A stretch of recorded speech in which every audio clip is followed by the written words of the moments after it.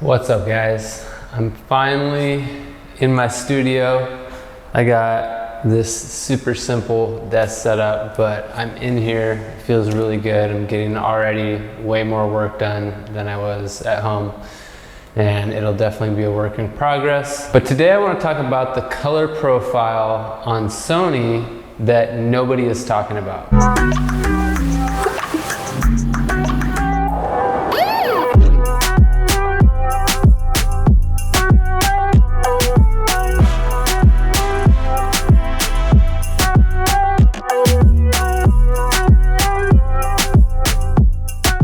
So welcome, guys. My name is Carl Ray Johnson, and I make videos about filmmaking and photography and travel. If you're new here, please subscribe and help me grow my channel. I'm pretty new at this.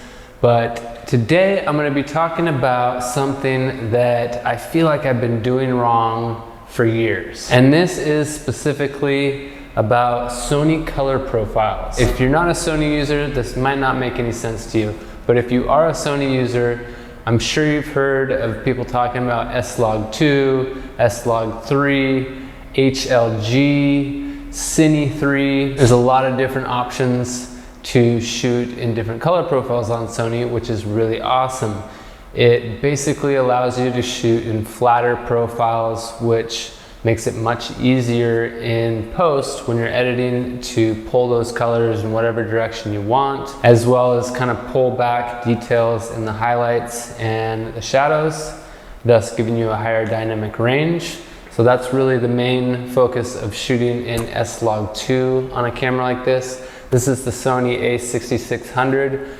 I also have the a7S, so it's going to work on any of the Sony A-series cameras. But I want to talk about this new profile that I've been using recently that saved me a lot of time. So when I first got my Sony camera, I watched 1,000 different videos on YouTube about how to use it and about filmmaking. And one thing that I gathered from the start is that you need to shoot in a flat profile.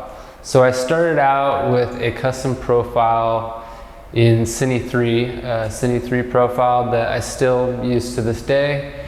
And here is the profile. If you want to copy this profile, it's not a super flat profile, but it's very easy to edit afterwards, and you still get a little bit more play with the colors. And then I finally took the plunge into the whole S-Log world, and I was kind of afraid of it at first, you know, getting the right exposure. Do I underexpose, overexpose? How much do I overexpose?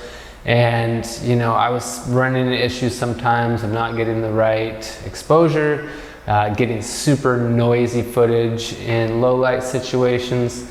And I just didn't really trust it all the time, knowing that I'm gonna like nail this. But when I did, it was amazing. And it definitely improved the dynamic range of my shots, especially if I was shooting outside in Costa Rica on a bright sunny day at the beach or something. S-Log is super helpful. But I just found myself spending so much time in post color grading these clips, and oftentimes in my projects that I do, I don't really need to create a super dramatic look.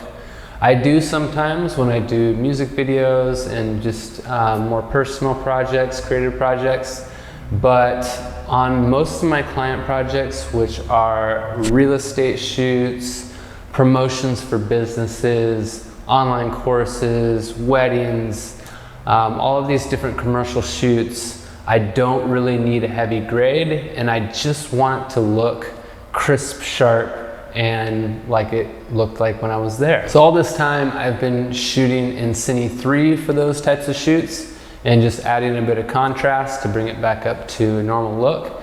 And I finally realized, why am I doing this when I can just go to the extra special profile of profile off and just shoot with the Sony colors. You might have heard of Sony colors having issues in the back, but these days with like this a6600, for example, and any of the cameras that have come out in the last few years, the color profile is beautiful and it looks great. It's super sharp, it comes out really nice out of the box. For some reason, I thought for a long time that using no color profile or your standard color profile was like amateur or cheating or something, and that I wasn't a real filmmaker if I wasn't shooting in a flat or log profile. But in a conversation with my good friend Pedro, he told me that he only shoots in the standard profile and that it always looks just how he needs it to look. And so I did a test with this on my drone, actually, between shooting in D-Cine-like and the standard profile on the Mavic Air 2,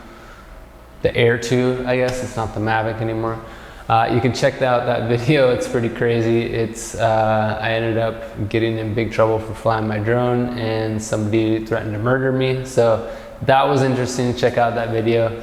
But what I found in that was that the color profile right out of the box on that drone is amazing, and the dynamic range is, you know, pretty good. It's good enough for most situations. So I decided to just switch off the color profile on my Sony and just try it out for a couple weeks and see if it speeds up my workflow and how it looks, if it compares to shooting in Cine 3 or S-Log 2. And I was pretty amazed by the results. And I've been shooting a lot lately in the no color profile, the anti-color profile, and it just saves me so much time. It looks great right out of the box. I might do like a couple minor adjustments to the white balance if I didn't nail that in camera.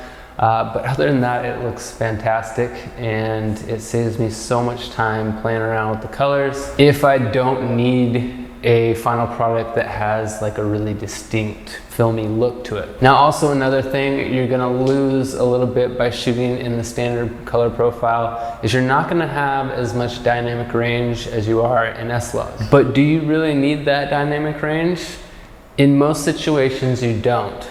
If you're shooting outside on a beach in Costa Rica or anywhere for that matter, and you have really intense sunlight, really bright highlights, then yes, S-Log is a savior. But if you're shooting in a controlled environment, you're using lighting, or you're shooting earlier in the day or later in the afternoon or indoors, you don't really need that dynamic range, and it's not gonna make that big of a difference. And in fact, if you don't have enough light, S-Log 2 is gonna actually look worse, and it's gonna look kind of grainy and noisy and not very sharp. And so I'm not saying to just forget about everything you know about color profiles and that S-Log sucks or Cine 3 sucks or HLG sucks. None of that. All of those are amazing, and they have their time and place of when you should use them.